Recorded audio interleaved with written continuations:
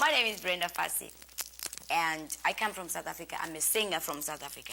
And today, now, you are watching South Africa Now. Not anytime, but South Africa Now. The new South Africa Now. Global Vision presents the television news magazine of Southern Africa. It doesn't exist on television, and it doesn't exist. I would actually appeal to the world that information is there and can be found. Because it is important that people know what is happening.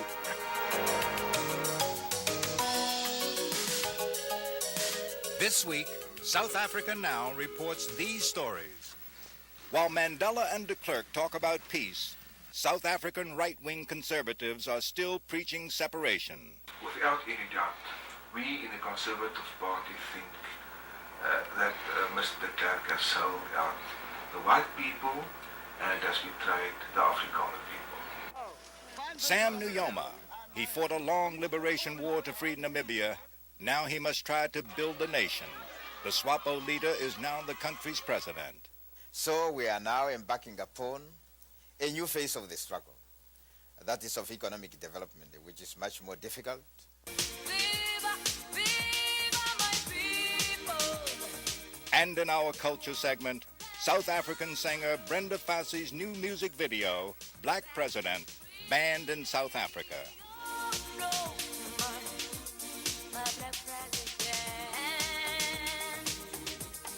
All of these stories and more, but first, the uncensored news with Thandeka, Gqubule, and Phillip Tomlinson.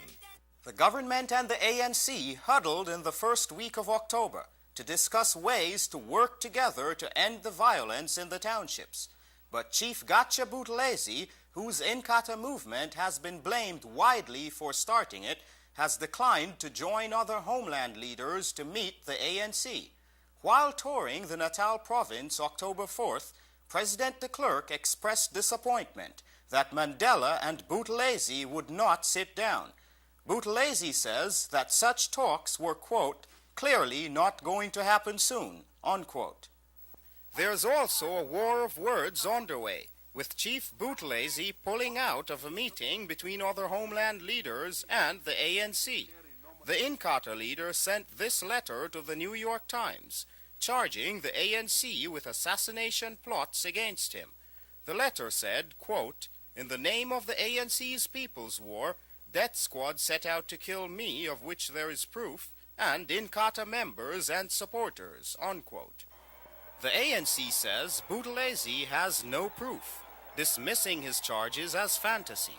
In fact, in a special meeting with President F.W. de Klerk, Nelson Mandela presented evidence which he claims shows the government's National Intelligence Service has been using black agents to support Inkatha in violent attacks on ANC supporters. The violence in South Africa has not only involved blacks. White supporters of the ANC have also been targeted. One of them, Ronnie Kasrils, a long-time ANC military leader, had to go into hiding in the country after the government decided to withdraw its pledge of immunity from prosecution. Another man was killed in Durban when a bomb exploded at a computer company owned by a white member of the ANC. It was very well packaged, but this is quite normal. So he opened it. Luckily for me, I left the room because I was busy. I had some other things to do. Next thing I heard this huge explosion, rushed in, found him lying there, completely destroyed. The room was very badly damaged, and miraculously the two women in the room were virtually unhurt. He was a very large man, the one killed, and he had shielded the two of them with his body as he was blown apart. The South African government is discussing a new constitution, which will give South Africa's majority black population the right to vote. According to a plan put together by the South African government, whites will get 2 separate chances to vote in a referendum on the proposed constitution, while blacks will only have 1 vote. In essence, white voters could have veto power. The referendums are scheduled for 1993 or 1994. The government says it may take 2 to 3 years to conclude constitutional reform talks, which are scheduled to begin early next year. The government wants all parties with constituencies to participate, and not just the government and the ANC. In response, the ANC issued a call for one-person, one-vote elections to form local non-racial government bodies before political change occurs on a national level. South Africa Now also spoke to representatives from 2 of the country's other political groups for their response to this constitutional reform initiative. From our point of view, we don't see South Africa as a nation comprising of whites and different groups. For us, a single referendum would in fact be satisfactory. We say everybody in South Africa should have the vote, but the fundamental issue is that the Conservative Party says we are not opting for a unitary state system in which each and everybody in South Africa should be looked upon only as individuals. Within a unitary state, we say in South Africa live various groups, various nations. We would reject the view that you have to exercise, if I'm a white person, that I have to exercise my political rights within a so-called white political system. Because there are an awful lot of blacks with whom I have far more in common than with an awful lot of whites. These MPs, members of the South African Parliament, which excludes the country's black majority, are part of a delegation now touring the US. And the objective is really to expose South African MPs to what is happening in other parts of the world. We tend to be a very insular society, which has been aggravated by sanctions, disinvestment, and the breaking off of contacts with other countries. So we welcome the opportunity to get out and see what's happening in the United States. This trip has also provided a platform for the Conservative Party, which says it is fighting for white rights. Without any doubt, we in the Conservative Party think that Mr. Klerk has sold out the white people and has betrayed the Afrikaner people. Despite right-wing resistance, the Clerk has responded to certain ANC demands, announcing after his meeting with Mandela that political exiles can now apply to return to South Africa, although indemnity will not be granted automatically. One of South Africa's best-known labor leaders was in the United States to find ways of strengthening links with U.S. workers. Cyril Ramaphosa, leader of the Union of Mineworkers, took part in the 100-year anniversary convention of the National Mineworkers of America.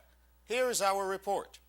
It was one of the most emotional moments for me as I was received by the miners in that convention. They allowed me to address them and brief them on the situation in our country and also give them an up-to-date account of what is taking place, especially about the political developments and the violence that is ensuing down there. Over 1,000 delegates representing 130,000 US miners heard Ramaphosa talk about what it is like to be a miner in South Africa. We were immensely impressed by the warmth with which they received us and their pledge for solidarity, which was just way beyond our expectations. As General Secretary of the second largest union in South Africa, Ramaphosa is up against powerful forces like the Chamber of Mines and the Anglo American Corporation in fighting to remove racism in the mines. We've demanded that they remove racial discrimination because discrimination continues unabated, notwithstanding the fact that certain laws have been amended. White workers do not want to share toilets with black workers. They want to travel in cages on their own because they don't want to mix up with black workers. Anglo American and all the other mining houses still structure their wages on a racial basis. Moreover, black miners face unsafe conditions, according to respected industry analysts. During the first 6 months of this year, there have been 230 miners killed in accidents with 929 injured. In the gold mines in South Africa, 1 miner dies for every pound of gold mined. Union leader Ramaphosa is deeply involved in politics at all levels. Here he is, leading a delegation that escorted Nelson Mandela from prison last February. He has also led grassroots negotiations to end a massive rent boycott in Soweto. That agreement provides for the transfer of houses to the people without having to pay for them because they've owned them for years and years and years. It deals with the improvement of local services. It deals with the payment by the people of affordable rents. It also deals with the question of representation and setting up a non-racial democratic structure in the local area and in the province itself. The National Union of Mineworkers is a key member of COSATU, the Federation of South African Trade Unions, representing workers from all economic sectors. As a strong political force in South Africa, COSATU maintains a special alliance with the ANC. That alliance permits us to be part of the whole negotiation process as it unfolds. And as part of that negotiation process, it is possible that the negotiations themselves, the negotiation delegation itself, is not going to be always exclusively ANC representatives. The unions in South Africa are ensuring that their voice is heard in the struggle to shape South Africa's future. We've always held up the view that workers must play an important role in the transformation of our society into a non-racial democracy. For South Africa Now, this is Emily Kasriel reporting. And finally, the Land Act, which has prevented blacks from owning land in rural areas, is to be abolished during the coming parliamentary sessions. Protests from white farmers are expected, and the government has agreed to look into temporary safeguards that would prevent white entrepreneurs from snapping up tribally owned land in the homelands. Immediate access by blacks to financing sources such as the Land Bank and agricultural credit will also be made available. The Land Act, for those in the homelands, was the foundation of rural apartheid for decades. Ina Perlman of Operation Hunger. It was carefully designed to force the black man off the land, to make him the available migrant, A, for the new gold mines that were opening up, and then for the burgeoning secondary industry that was growing up in the big centres. You're watching South Africa Now, the television news magazine that goes behind the headlines. I'm Joseph Disho with an extended Frontline Focus report. Several leaders of the Frontline States were in the United States to attend the UN Children's Summit, September 29th and 30th. One of them, Zimbabwe's President Mugabe, took a side trip to East Lansing, Michigan to visit Michigan State University, where he was colorfully received.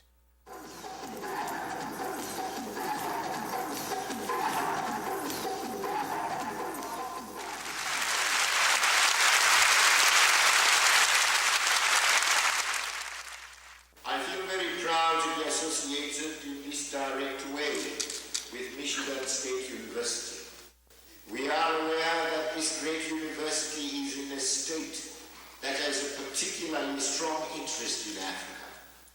Our hope in Southern Africa is that the current peace initiatives in South Africa will lead to a positive settlement that will completely eliminate apartheid and create a non-racial democratic order as a new political reality in that racially troubled country. Meanwhile, assistance by Zimbabwe to its neighbor Mozambique has come under attack from Renamo rebels who now say they will not negotiate a peace settlement unless Zimbabwean troops are withdrawn. A UN official, meanwhile, has warned of a possible famine in Mozambique, where war continues to exact a heavy toll, as Bob Cohen reports. A song sung from the heart of war. Gqubule, Mozambique. This town is typical of hundreds like it throughout Mozambique, bearing the scars of the 15-year-long conflict between the Frelimo government and the Renamo rebels that has torn this country and its people apart. Cut off from the rest of Mozambique, the only way of getting in or out is by air. Every week, tons of emergency food aid and medicines are flown in by international aid agencies. Mozambique's Foreign Minister, Pascoal Mukumbi, believes there should be more international support. They should give a little bit more in order to help us minimize the present situation. While education of the children continues in the small thatched school, several workshops and cooperatives have been started, providing skills needed to rebuild Mozambique. Although a peaceful settlement may be reached in the near future and a ceasefire agreed upon, many fear that the violence in the countryside will continue, as expresses Antonio Gumend, a Mozambican journalist. People think that even if there's a ceasefire, the shooting are not going to just to stop from that point. They will be having maybe some kind of independent groups moving around the countryside and stealing and killing and robbing people. In Angola, the withdrawal of Cuban troops continues. Some 38,000 Cubans have been withdrawn since Angola and South Africa signed a UN peace accord 2 years ago. However, the war in which the U.S. is deeply involved is far from over, and the country is still being threatened by famine. Angolan TV carried this report on the plight of the country's children. The children are caught in a vicious cycle where the effects of strife have sharply limited Angolan mothers to fulfill their role as providers of food security. But the interruption of food production is only one of the traumas which assail the mother-centered family, the basic unit on which children depend for their physical and psychological well-being. And as always in war, it's the children who seem to suffer the most. They are numerous among the 40,000 amputees in Angola. Most have lost their legs by stepping on anti-personnel mines, buried in fields and along footpaths throughout the country.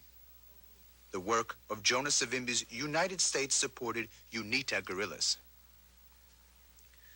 The need to divert as much as 40% of government and foreign exchange resources toward military and security expenditure has seriously limited the carrying out of well-intended social programs.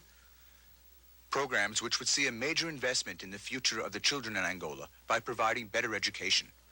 Though the state of the children in Angola today is grim, there now seems to be hope for a brighter future, as direct peace talks are presently taking place in Portugal between the government in Angola and UNITA. And the end of the conflict will make all of the difference in the lives of the children here in Angola. These flowers, our hope for the future.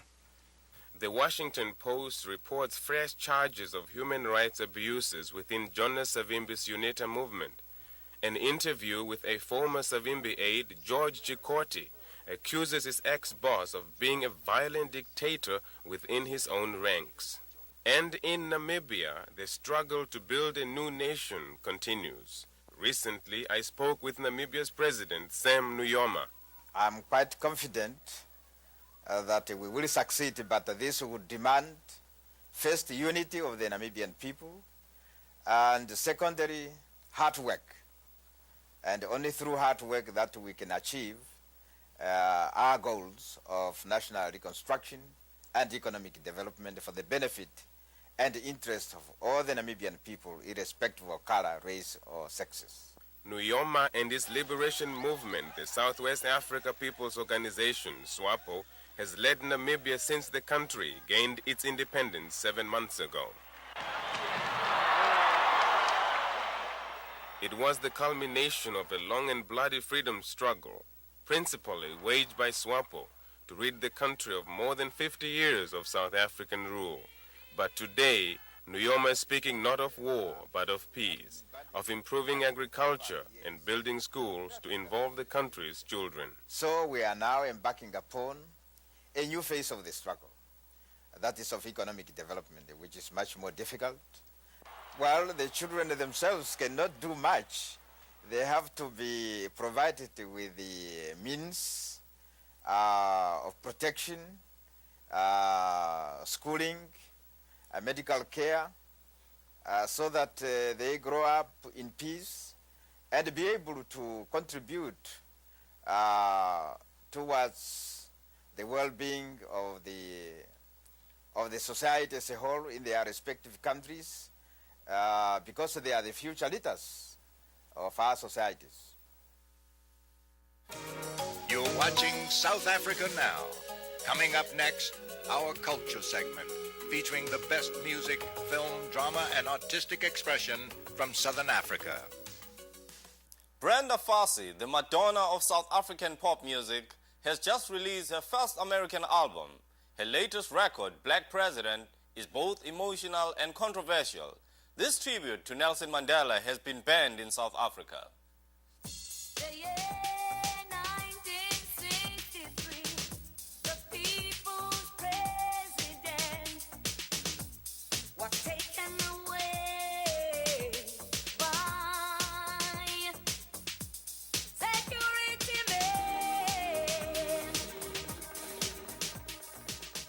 This latest record of mine, Black President, it is banned in South Africa. Why? Because maybe the government is thinking I'm predicting so much truth. It's so much of a truth, you know. I'm not even mentioning Mandela's name there, but the word Black President, it goes without saying, man.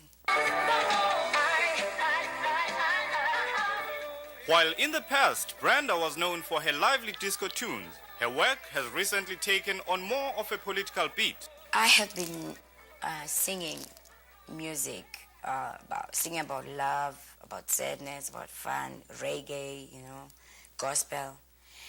And because everything started to change in South Africa, we were reading papers that he's coming, he's coming, he's coming. I thought, let me dedicate this to let me sing for him.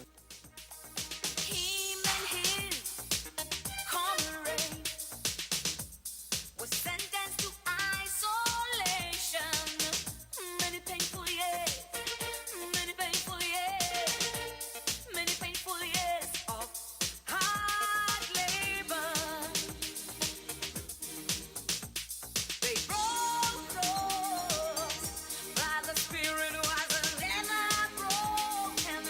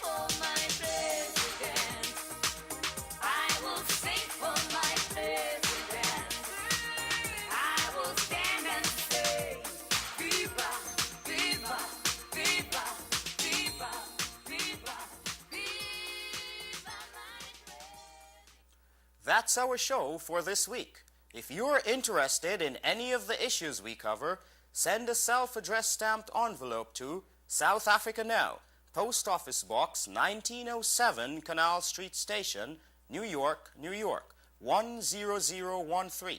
South Africa Now is produced by Global Vision on a non-profit basis in association with the Africa Fund, a tax-exempt organization providing assistance and relief to victims of apartheid. For all of us at South Africa Now, I'm Phillip Tomlinson, sitting in for Fana Kekana. See you next week. Transcripts of this program are available for $4. South Africa Now is also available now on video cassette for just $29.95.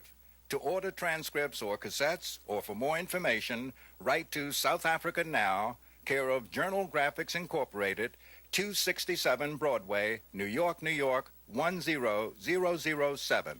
To order by credit card, call 212-227-READ. Viewers are also invited to leave a comment about the show. Video cassettes of previous programs can now be ordered as well. Let us rejoice for our president. Let us sing for our president. Let us pray for our president. Let us sing, let us dance. Oh, my diva's freedom. Now in 1990, the people's president came out from jail, raised up his hand and said, "Viva, viva my people." He walked the long road, back to freedom,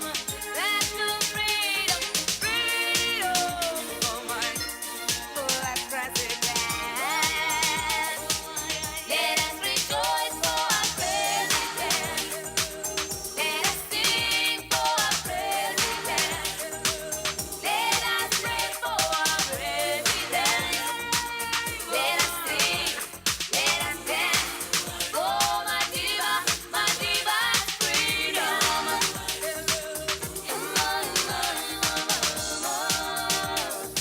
South Africa Now is also supported by public television viewers like you.